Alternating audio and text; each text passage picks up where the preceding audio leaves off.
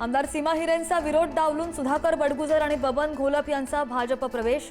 पक्षप्रवेशावरून कोणतेही मनभेद नाहीत, बावनकुळेंची प्रतिक्रिया।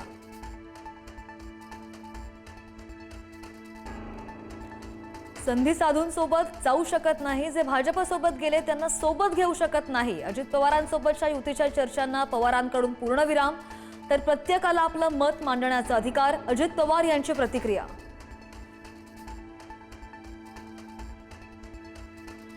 विधानसभेप्रमाणे पालिका निवडणुकीमध्ये सुद्धा परिवर्तन करण्यासाठी सज्ज व्हा। 5 वर्षात 20-25 वर्षांचा बॅकलॉग भरून काढा, मुख्यमंत्री फडणवीसांचं कार्यकर्त्यांना आवाहन। भाजपाकडून नाशिकमध्ये अब की बार 100चा निर्धार, जलसंपदा मंत्री गिरीश महाजन यांची घोषणा।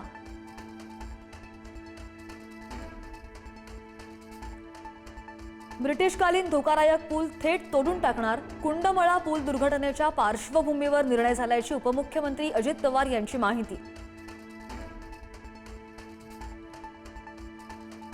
सांगलीमध्ये बसचा मोठा अपघात टळला, बस विहिरीत पडता पडता वाचली, चालकाचा बसवरील ताबा सुटल्यामुळे अपघात। जळगावमध्ये 14 वर्षीय मुलाची दगडाने ठेचून हत्या, नरबळी दिल्याचा पोलिसांना संशय, 3 संशयित आरोपी पोलिसांच्या ताब्यात। आषाढी वारीच्या पार्श्वभूमीवर पुण्यामध्ये 21 आणि 22 जून रोजी दारू आणि मांस विक्रीची दुकानं बंद ठेवण्याची मागणी, संघर्ष सेनेकडून पुण्याच्या जिल्हाधिकाऱ्यांना निवेदन।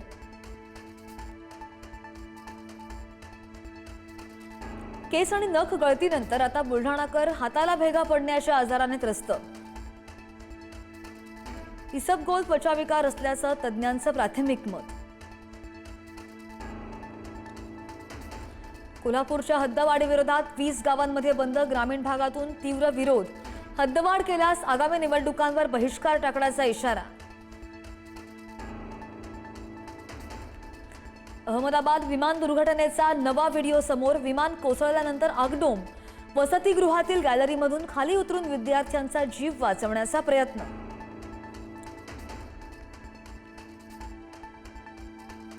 मृतदेह गुंडाळण्यासाठी लागणाऱ्या कापडासाठी उकळले तब्बल 2000 रुपये, नवी मुंबईच्या वाशी रुग्णालयातील धक्कादायक प्रकार।